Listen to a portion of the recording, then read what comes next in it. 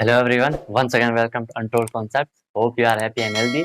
आप लोगों की प्रिपरेशन बिल्कुल अच्छी तरह से चल रही होगी। जो लास्ट क्लास में हमने टाइप ऑफ वेव तक पढ़ा था या टाइप ऑफ साउंड तक पढ़ा था, जिसमें कि इंट्रासोनिक, ऑडिबल एंड अल्ट्रासोनिक वेव के बारे में हमने पढ़ा था। उसी में थोड़ी इसको आगे बढ़ाते हुए अल्ट्रासोनिक वेव के कुछ यूजेस हमें देखने हैं। ठीक है, आपको बुक में ही मिल जाएंगे। जैसे सोनार में होता है सेंडिंग सिग्नल, सिग्नल अगर हमें किसी को सेंड करना है तो वहाँ भी अल्ट्रासोनिक वेव को हम यूज कर सकते हैं। मिररिंग डेप्थ ऑफ सी, जो सी होते हैं, बड़े बड़े ओशियन वगैरह होते हैं, उनकी जो हमें डेप्थ, जो गहराई मेजर करनी होती है, उसमें भी अल्ट्रासोनिक वेव का यूज आप कर सकते हो। अल्ट्रासोनोग्राफी में होता है, कई सारे एग्जांपल आपको मिल जाएंगे क्लीनिंग क्लोथ वगैरह में। ठीक है, आप बुक से भी देख सकते हो। इसके बाद इसमें जो इंपॉर्टेंट है वो थोड़ी हमें सोनार को देखना होता है। ठीक है, इसकी फुल फॉर्म भी कभी आपसे पूछ ली जाती है।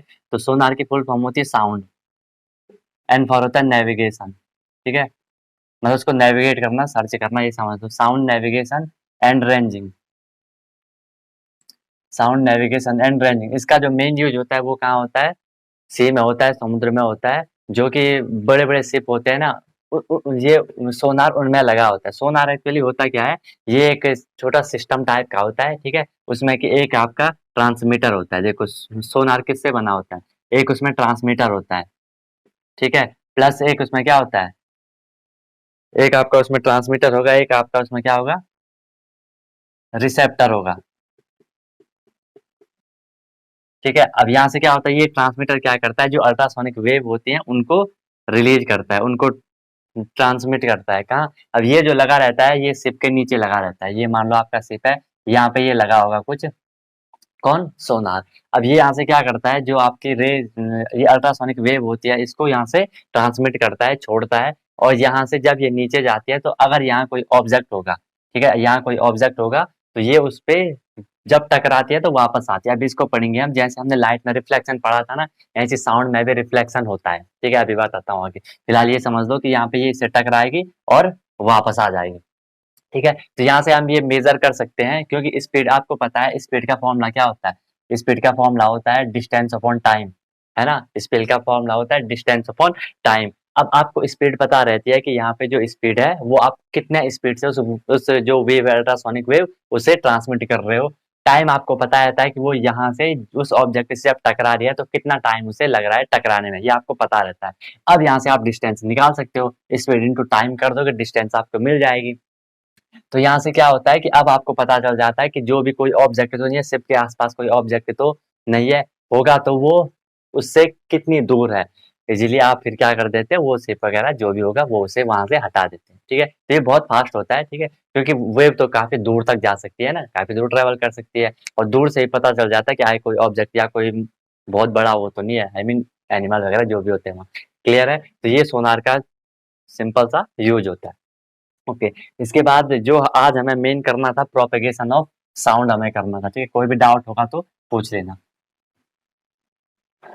ओके, आज हमें मेन क्या करना, क्या था? Propagation of sound. प्रोपेगेशन वैसे मैं आपको बता दिया था, प्रोपेगेशन मतलब होता है जो साउंड होती है, जो वेव होती है, उसका एक जगह से दूसरी जगह जाए, उसका संचरण करना, उसका चलना, उसका ट्रेवल करना, उसी को हम क्या कहते हैं? प्रोपेगेशन कहते हैं। प्रोपेगेशन में हमने बोला था कि प्रोपेगेशन जो होता है वो किसी मीडियम के थ्रू होता है, वो किसी मीडियम के थ्रू होता है। प्रोपेगेशन मतलब ट्रेवल करना। ठीक है, चाहो तो लिख लो, ट्रेवल ऑफ साउंड, इसे आप क्या कहते हो? प्रोपेगेशन कहते हो। अब साउंड जो ट्रेवल करती है वो मीडियम के थ्रू ट्रेवल करती है। मीडियम की रिक्वायरमेंट होती है, जैसे हमने मैकेनिकल वेव में पढ़ा था, राइट? मीडियम की रिक्वायरमेंट होती है। अब ये मीडियम होता है कि ये एक पाथ होता है, एक रास्ता होता है। ठीक है, a path through which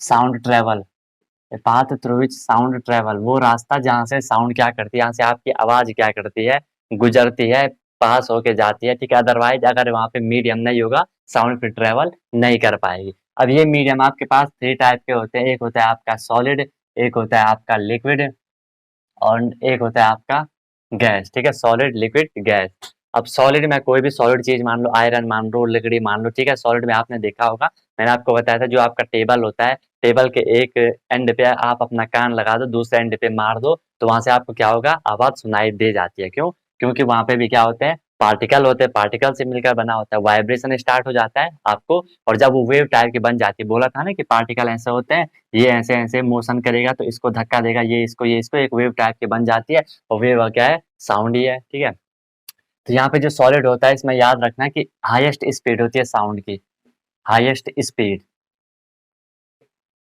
question आता है कि साउंड की हाईएस्ट स्पीड कौन से मीडियम में होती है, तो साउंड की हाईएस्ट स्पीड हमेशा सॉलिड मीडियम में होगी। सॉलिड मीडियम में क्यों होगी, ऐसा समझ दो, क्योंकि ट्रेवल करने के लिए पार्टिकल की रिक्वायरमेंट होगी। सॉलिड में सबसे ज्यादा पार्टिकल होते हैं, गैस में सबसे ज्यादा कम पार्टिकल होते हैं, ठीक है। इसलिए गैस में जो स्पीड होगी वो लोवेस्ट होगी, लोवेस्ट स्पीड।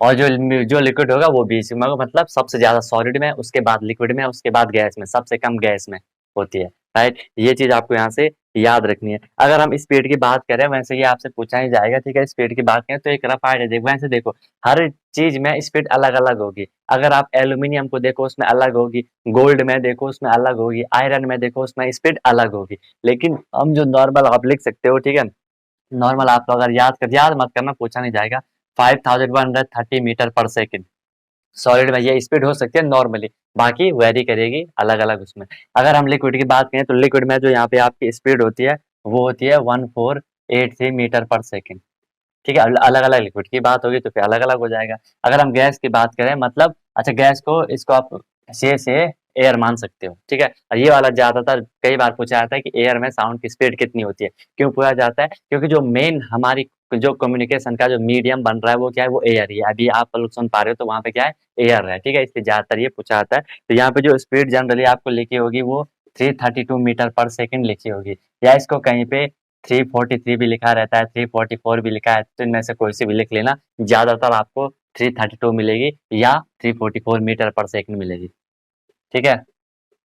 अब वो टेम्परेचर पे भी डिपेंड करता है, ठीक है। अब ये ज्यादा हो जाएगा तुम्हारे, क्योंकि जो साउंड कितनी ज्यादा आएगी वो टेम्परेचर पे डिपेंड करता है, डेंसिटी पे डिपेंड करता है। टेम्परेचर ज्यादा होगा तो आवाज ज्यादा आएगी, ठीक है। चलो ये देख लेंगे बाद में। तो यहाँ तक क्लियर हो गया आप लोगों को। इसके बाद अब थोड़ी रिफ्लेक्शन देख लेते हैं, या रिफ्लेक्शन देखने से पहले एक चीज आपको थोड़ी ह्यूमन के बारे में बता देते हैं। ये चीज ये याद रखना, यहाँ से क्वेश्चन आएगा आपका पक्का, ठीक है, कि ह्यूमन में साउंड कैसे प्रोड्यूस होती है। आपको पता है ह्यूमन में जिससे साउंड प्रोड्यूस होती है उसे हम क्या कहते हैं, उसे हम क्या कहते हैं, वोकल कॉर्ड कहते हैं, ठीक है। Sound in human produced by, जो प्रोड्यूस होती है साउंड वो किससे होती है, वोकल कॉर्ड से होती है, याद रखना, वोकल कॉर्ड, ठीक है।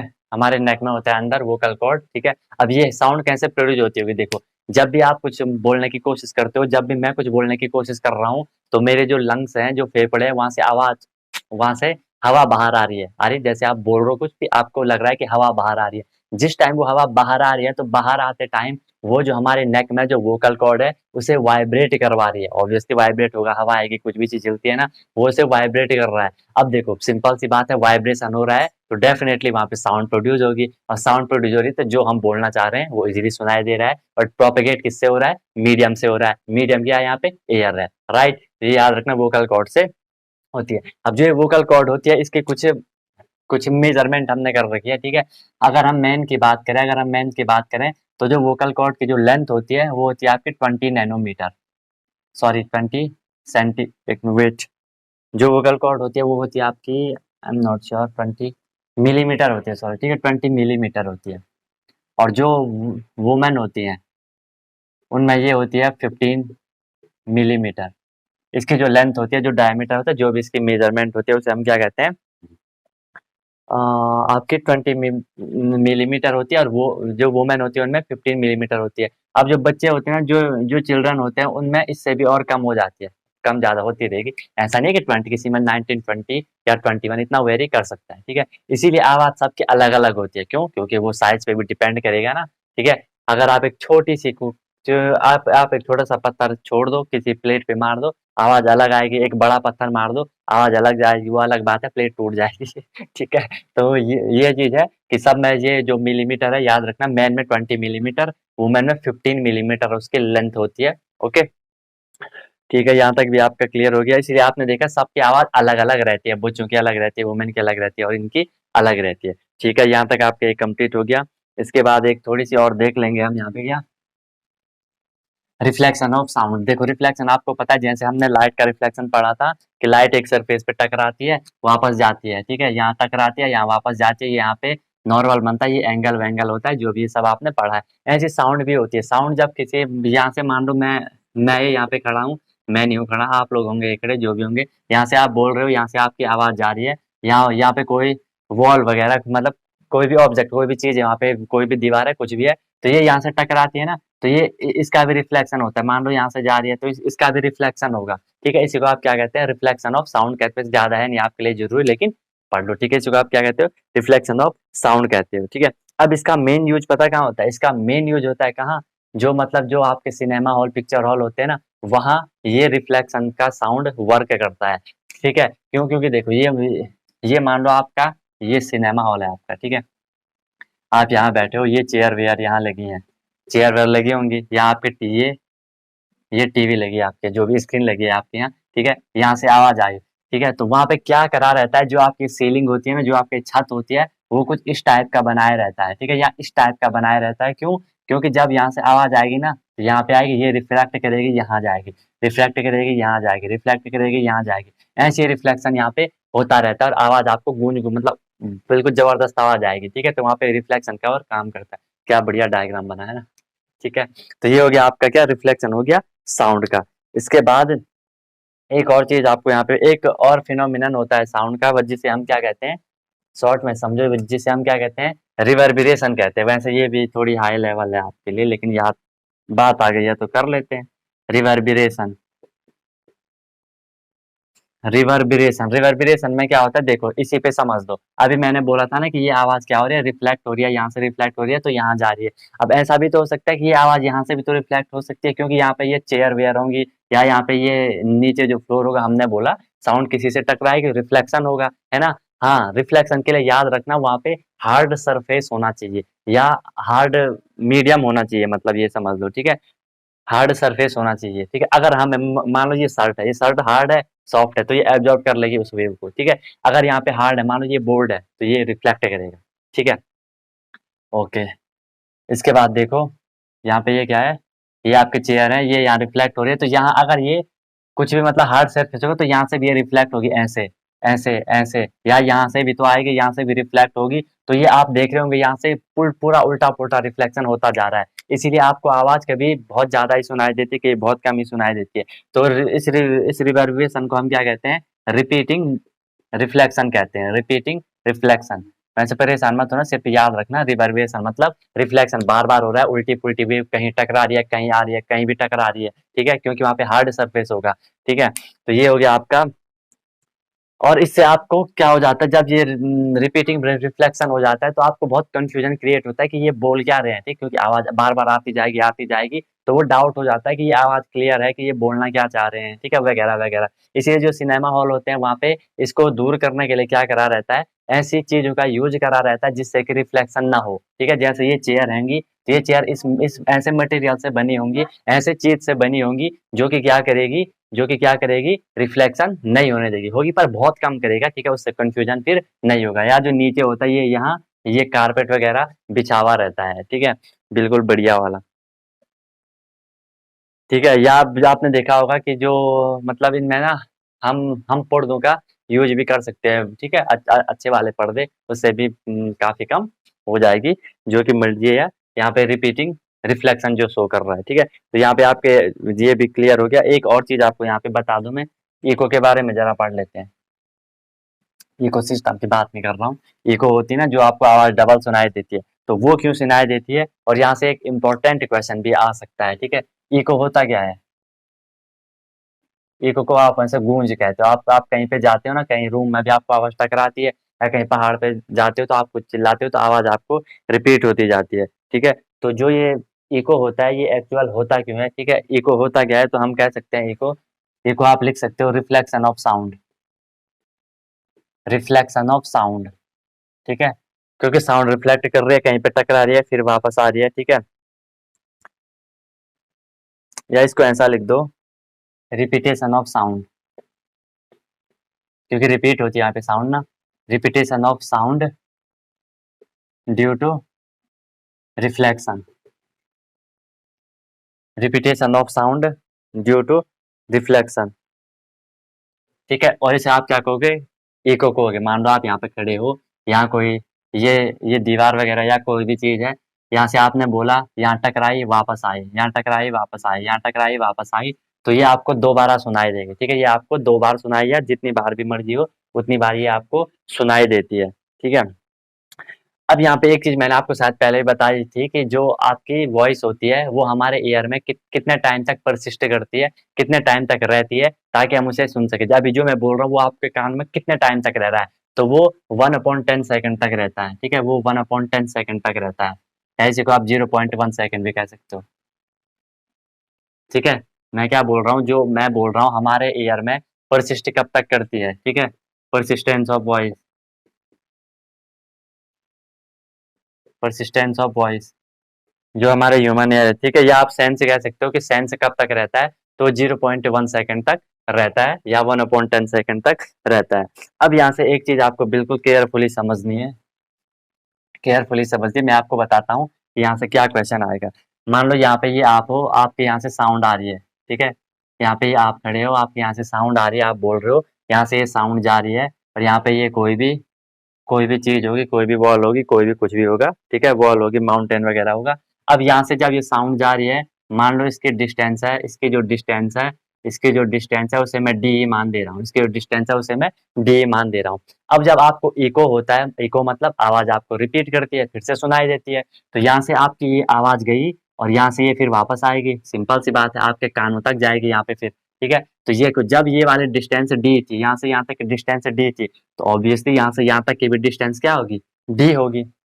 ठीक है, अब एक बात मुझे बताओ, जब मैंने यहाँ से बोलना स्टार्ट करा, आवाज यहाँ टकराई, ठीक है, फिर यहाँ से जब मुझे सुनाई दे रही है, तो साउंड को कितनी डिस्टेंस ट्रेवल करनी हो रही है। अगर ये डी था, ये डी था, तो टोटल कितना हो गया, वेरी गुड, 2D हो गया ना, ये 2D हो गया। ठीक है, अब आपको पता है कि जो स्पीड होती है, स्पीड का जो फॉर्मूला होता है, speed is equal to distance upon time होता है। ठीक है, speed is equal to distance upon time होता है। ठीक है, अब देखो आपके पास, आपको पता है कि जो स्पीड होगी, ठीक है, आपको पता है कि जो स्पीड होती है, अगर हम एयर की, ऑब्वियसली मीडियम वहाँ पे एयर होगा, जो एयर की स्पीड होती है वो कितनी होती है, अगर हम यहाँ पे 332 मीटर पर सेकंड रखते हैं, अगर हम यहाँ पे 332 मीटर पर सेकंड स्पीड रखते हैं, इज इक्वल टू डिस्टेंस क्या है, 2D अपॉन टी क्या है, टी क्या है, टाइम।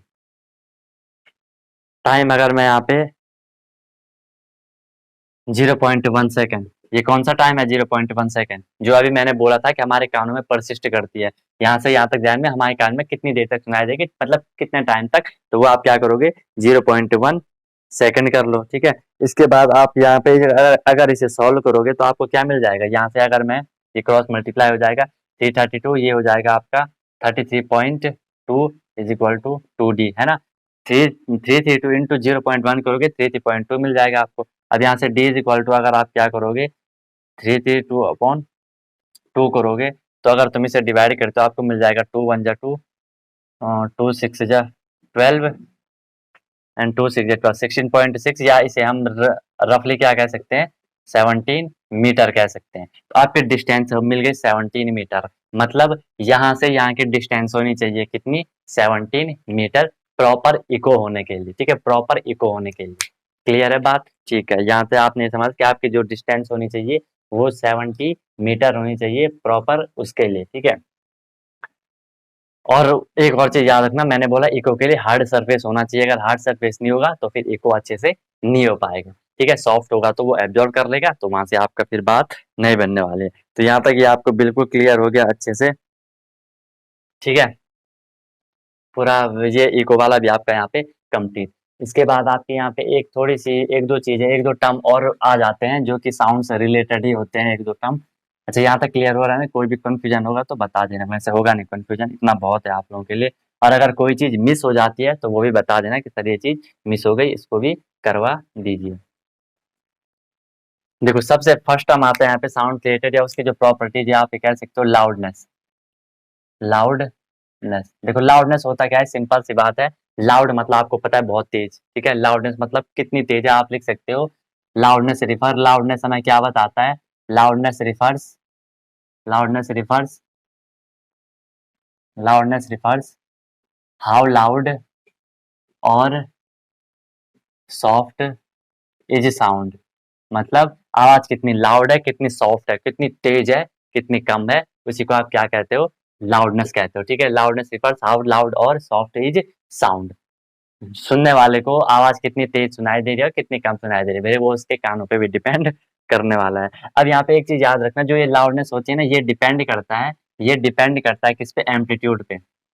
या एम्पलीट्यूड और लाउडनेस में जो रिलेशन होता है, अगर मैं लाउडनेस की बात करूं, ध्यान से समझना, लाउडनेस की बात करूं और एम्पलीट्यूड में जो रिलेशन होता है वो डायरेक्टली प्रोपोर्शनल होता है एम्पलीट्यूड के स्क्वायर के। इसका मतलब स्क्वायर के, अगर ये स्क्वायर बढ़ रहा है, ठीक है, तो लाउडनेस भी बढ़ जाएगा। आई बात समझ में?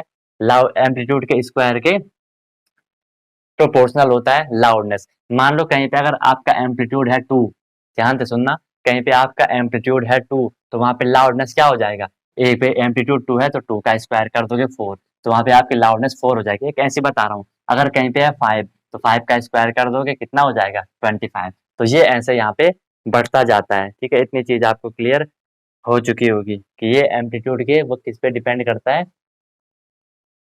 एम्पलीट्यूड पे डिपेंड करता है। ओके,